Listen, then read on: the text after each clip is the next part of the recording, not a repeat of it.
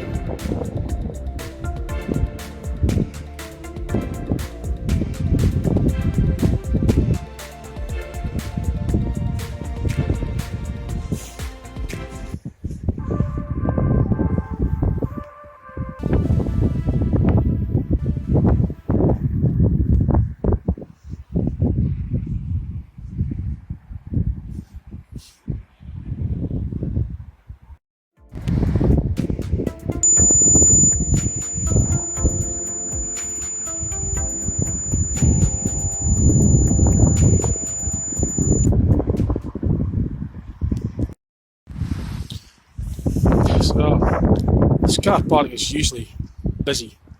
It's usually very popular,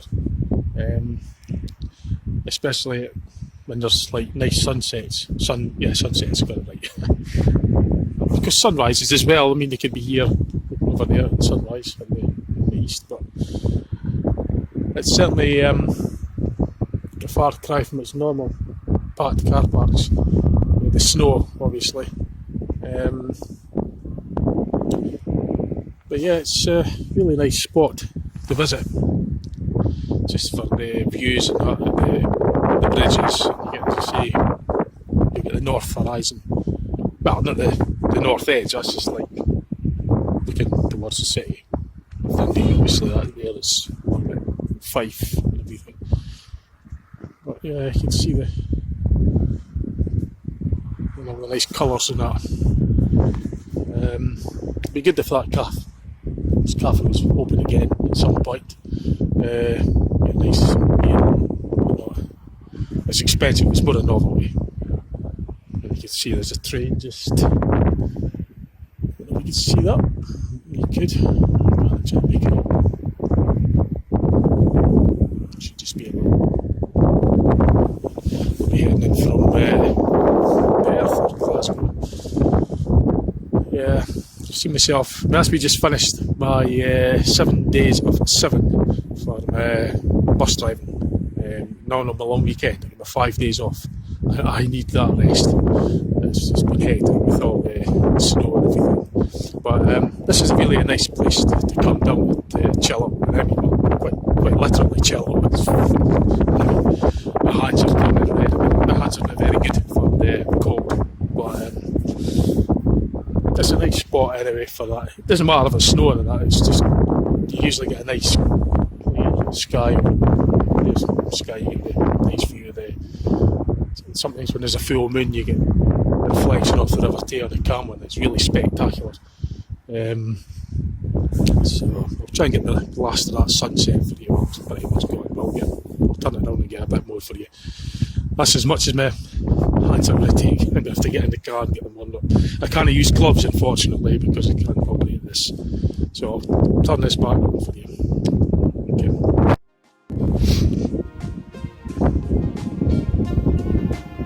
You can see sort of the clouds just coming down a bit. Sprinkling of snow or something. See there as well.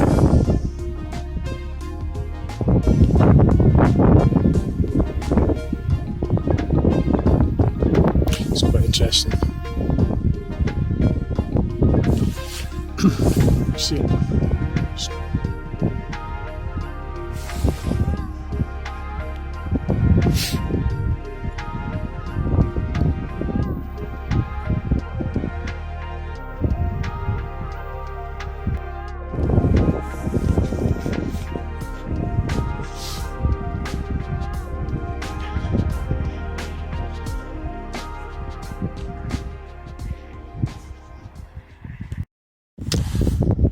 Right, that's me finished here. I'm gonna just get back in the car and get warmed up. But it's just quite a nice, I like all the flat snow and everything. Now this is really deep. It's right up to me. It's not far off where my knees are. But obviously where the wall is, it tends to drift a bit further there. This is really deep. Yeah. So time I get back, that's enough for me just now. Okay. Actually, before I go, I'm just going to point out this structure, and I'll also point out the point that in there. It's the remembrance for the Tay Bridge accident.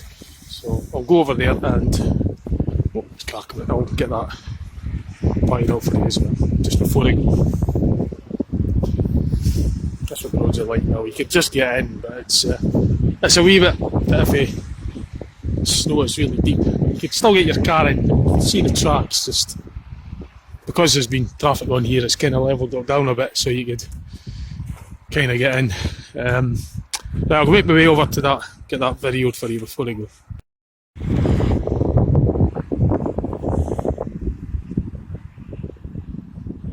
just this minute these street lights have just came on.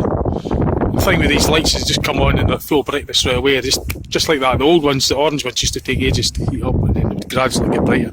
I personally prefer the orange street lights.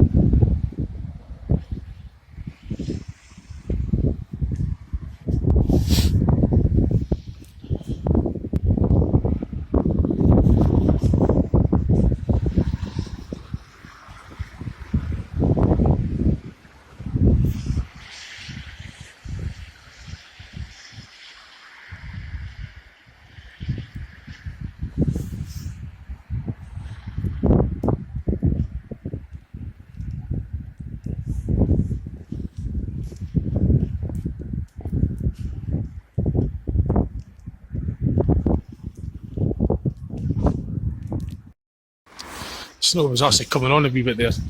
I'm not going to move. I'm not actually going to make my way up to that monument. It's just the snow around it's too deep. I've not got the footwear for it. I'll just get soaking wet if I've only got shoes on. I've took still photos of the stones there, so you can pause the video and zoom in if you want to read the pictures that I've taken of it. This is backside now in the car. My hands actually get frost in it very, very easily. So I just couldn't have had the camera any longer because it was just freezing up. So that was it. I could wear gloves and that, but I can't operate this. So that's some pictures of the sort of like the remembrance memorial for the Rail Bridge disaster. And there's that other sort of sculpture thing as well. But as I say, I couldn't get right up to it because the snow, it's too deep there.